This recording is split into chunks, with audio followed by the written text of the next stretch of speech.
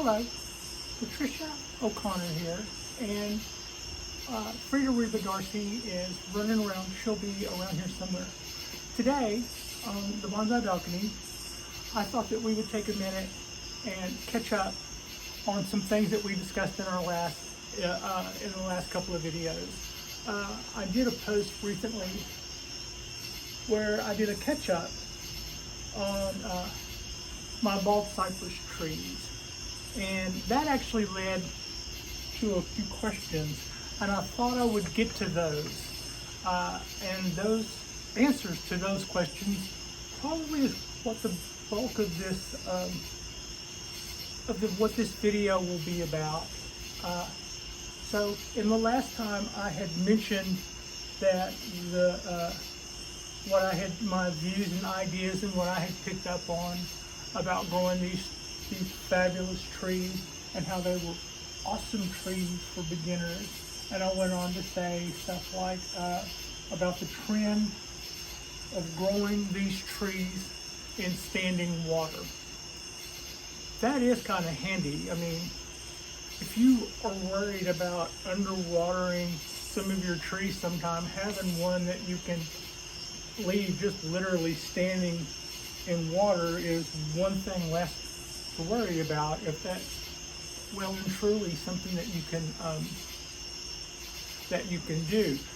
And if you go to YouTube and you type in Bald Cypress bonsai, which I'm sure a lot of you probably, if you're looking at this video, may have already done, you're going to see quite a few people who have their trees growing in standing water. When I got started in this, my background growing up, I was in love with cypress trees. They were in the yard of the house I grew up in, and they were in the yard of the house that I inherited when my parents passed away. There's just all of these key moments in my life whenever I had to circle back home that they were right there in front of me, and they're absolutely beautiful, beautiful trees, and they do have a very ancient history. But when it comes to the trend, and it's not really an upcoming trend, because you can see people doing this in videos dated 9-10 years ago, where you grow your cypress in standing water.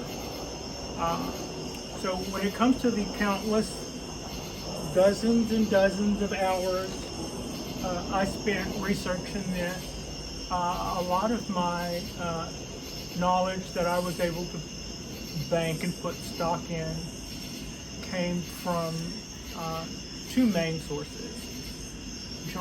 Gene Angel, who lives in the Carolinas. He is not a one-trick pony. He does have a fabulous bonsai garden and crepe myrtles and just all kind of, just a long list actually of beautiful bonsai trees.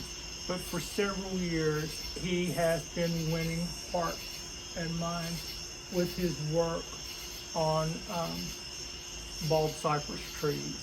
And it was one of his videos where I first saw that he dispelled, for me, in a video where he dispelled the myth about fattening up your tree by growing it in standing water. Now, having said that, he still has some trees that he has growing in standing water for the reason that was the arrangement that he made. He made it, some trees are like these guys. This is a grove of trees. He did some that were like in a pond, and that's his arrangement. That's his setting.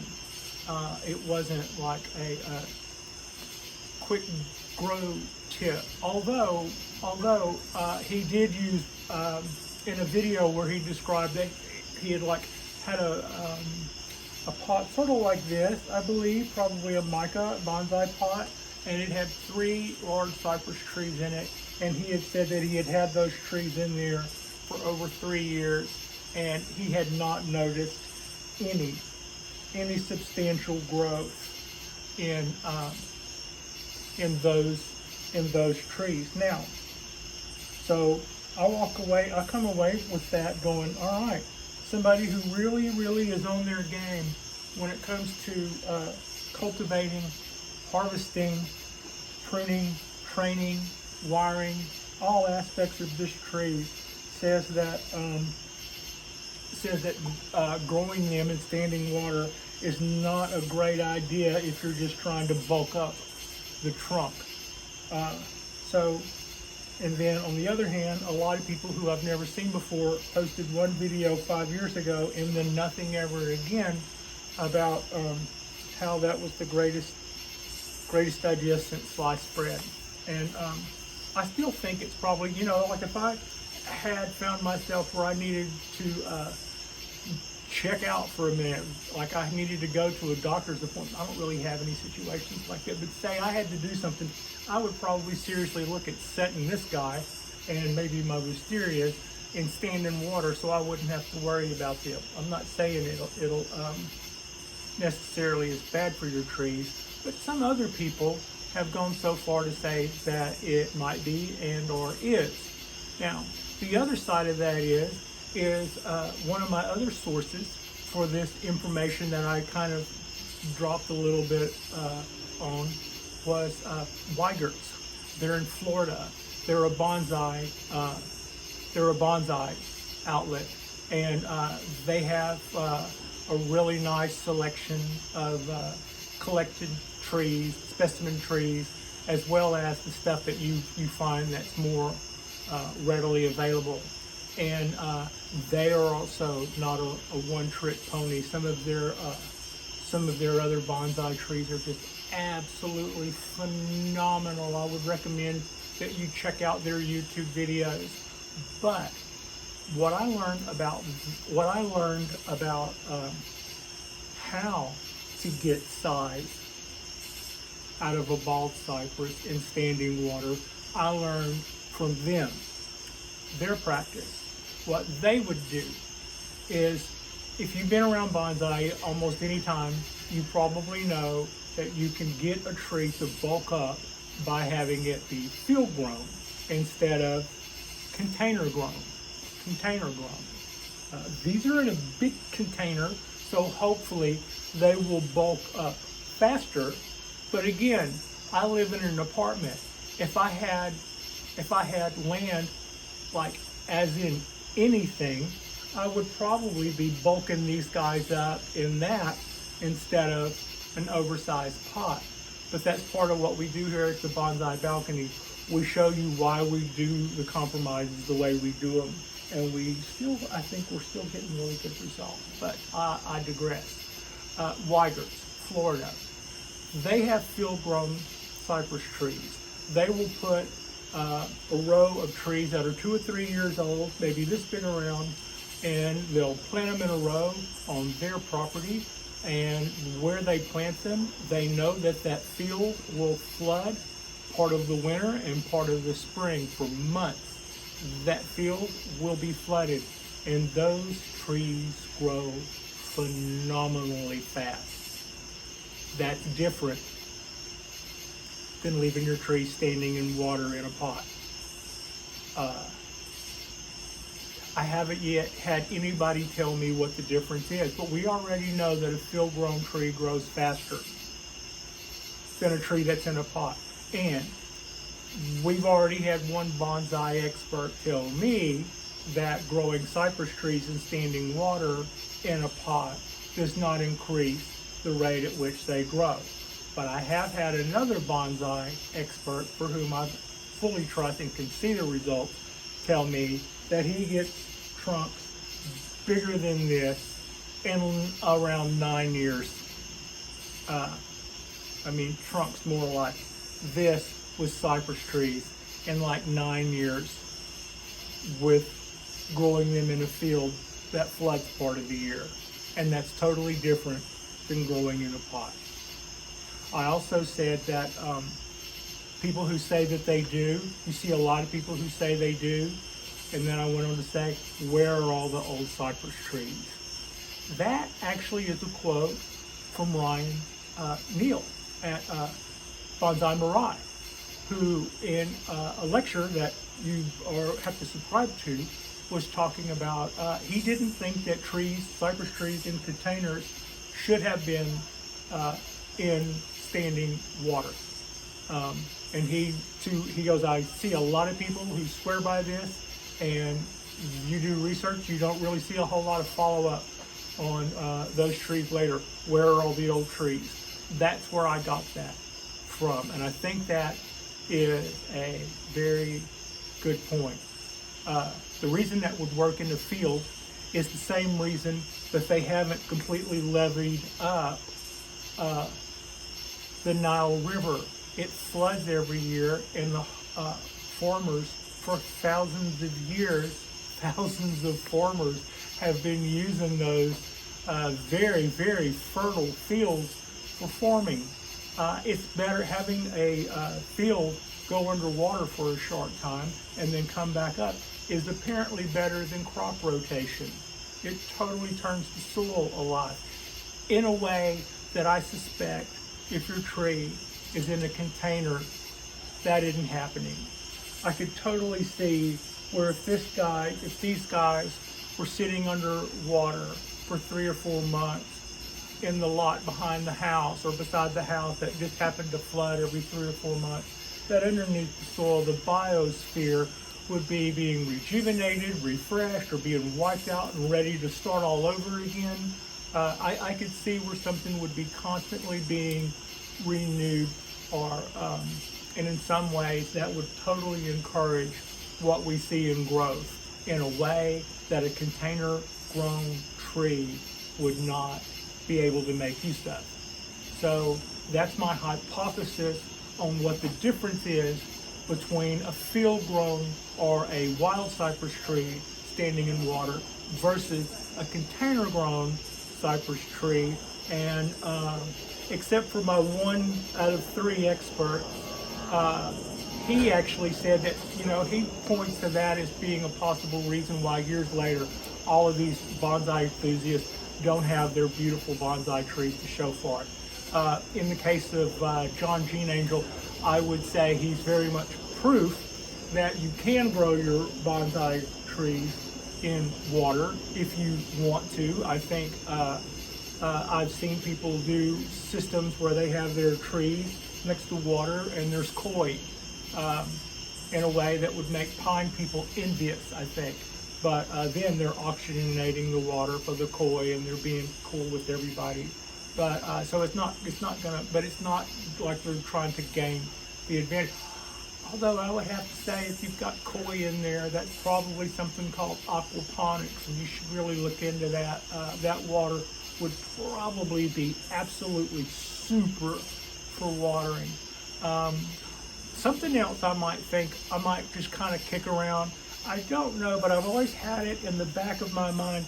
I happen to know that if you water vegetables with molasses, with water that's got a heavy content, a couple of tablespoons of molasses in it, that they will soak up water and get huge. If you're the kind of person who measures a harvest on how big your plants are, you will overnight think that you've hit the jackpot, when really that's not true. That's all water weight gain. In the drying process, you're going to find out that all that water weight gain is going to cause you problems, blah, blah, blah, blah, blah. But anyway, fattens up a plant. Molasses would definitely fatten up my vegetables, and it did that with water weight gain. But if you were to get your cypress tree to fatten up with water weight gain, it's probably not going to shrink the way your vegetables would when you finally stop that. So I've always been a little curious as to whether or not a little molasses, which is actually beneficial in the bios. It's really good for this little biosphere. The reason you would actually put molasses in your water is it feeds the tiny little bugs, which are a lot of times your plant's stomach. So that was the reason why we would do that. Some people would see the size of their plants increase overnight and absolutely think that they had made a fortune with this one trick, when really, before they ever got to harvest, they would see that they had too much water around, or they were having mildew problems and a million other things. But we don't have that to worry about in bonsai, and so I have kind of, with that exception, I've wondered whether or not that would be beneficial, but I haven't personally wondered enough to put my trees in standing water and leave a little bit of molasses in there. But I do tend to supplement all of my trees with molasses, but since I do that with all of my trees, I wouldn't notice if it's a boost or not. I just happen to believe it's a good thing to do. So that is my source for how to field grow trees, and also about those two sources. I didn't mention them last time because I feel funny dropping other people's names, and if they come back at me and say, hey, ixnay on the aim noppendray, I will definitely kill this video and you'll never see it again. But I don't really think that I don't think they should have a problem with me telling you that they're really on their game. They seem to be really swell people. I would say John Gene Angel is kind of like a gentle giant. He has a very substantial inventory, I see from time to time, of harvested cypress trees, and does do classes where you can buy a tree, train a tree, take your tree home. And I've never met the man personally, but I do know his reputation is like his name. He won a bonsai contest in the Carolinas and then donated the winning tree to the club that threw the contest, which I just thought that blew me away. Better tree than I have. He wins the contest and then gives it away. The other guys, Weigerts, I talked to them on the phone. They are super. They're where this huge Formica pot came from, and I found them to be a wealth of information. I would check out their videos. Some of them are 4, 5, 9 years old, but the information on there still proves to be good today. I used to also get a lot of tips from was it Bill's Bayou? A New Orleans man who was big in the club there. I haven't seen a drop from him in so long. I don't know if he's still around or not. But my little trick with wiring the trunk back, putting the wire back on itself and kind of making a torsion spring out of it, I got that from Bill at Bayou Bill's, which you could also find on YouTube. So my trees, or everybody on my balcony, is finally starting to look fallish. I was just looking at some of my summer videos and some of my spring videos, and everything looks so green. And right now it still kind of feels like the same weather, but everything is so yellow, and it's just 'tis the season. I can't wait to be on the other side of this little spell when we all meet on the push out side of all of these things. But that was that's today's Monday rant on the Bald Cypresses, and what I have learned about growing the Bald Cypress trees in standing water. I don't think that's a necessary benefit. I do think it's something that you could think about if you were going to be gone for a minute and you wanted one less tree to worry about. Set that one in some water and then figure out something on the rest of them. Also, I've heard people say that when it comes to my wisterias, that if you want them to bloom, that you put them in a tray of water. Yes and no. My source for this is me and Peter Hahn at Heron's Bonsai. On the many videos he did on wisterias, he stated that he had heard the rumor that they can grow well in water, and he kind of hummed and said, I'm not so sure if that's true. If you watch enough of Peter's videos, you'll see him repot a plant and reuse some of the same soil over again. He doesn't always use bonsai soil, and a lot of people will say that wisterias you don't need to, but if you're going to put a wisteria in standing water, it needs to be in bonsai soil. And I don't mean standing water like standing water. I mean like, you know, the bottom of the pot, a little bit in it. I put a wisteria in the top dollar soil. It was really known for its soil retention, right? And then I put it in a small pan of standing water.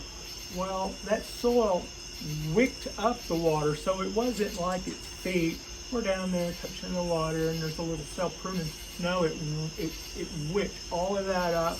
The whole thing became a bog that was almost septic. The white flies moved in, and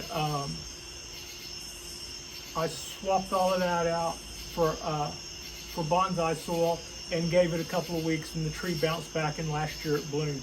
So yeah, on the water helping it bloom. No, on the potting soil. If you're going to do that, I would do that with. I would definitely make sure that you have something that won't soak up water like a sponge, because if their feet are in the water, that's one thing. If the soil is soaking it up and just totally making the whole thing a potted mess, that's another, and that'll definitely kill your wisteria. And that's what I suspect Peter may have. I bet we kind of floated down the same path. I'm kind of going back on that bandwagon now. I do have my wisteria sitting in pie tins, but they are in what I use for most of my trees, except for my cypress trees, which is boon mix. This here on top is boon mix. I filled this container up with solid akadama, and then didn't have enough to do the top. I had some exposed roots, so I grabbed 3/4 of a bag of Boone's mix and poured over the top of what is otherwise akadama, and then I'll water these guys. Once a day with a large watering can, so they get quite a bit of water. And I don't ask, I just do it.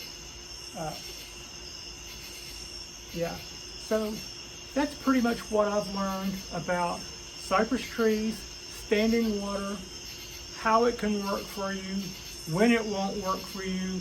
Otherwise, you can do it if it's part of your feng shui, but don't expect to just go for your tree to go gangbusters. I would like to know more research. I'm just curious about that molasses thing, but that's just me floating. That's not science by any means.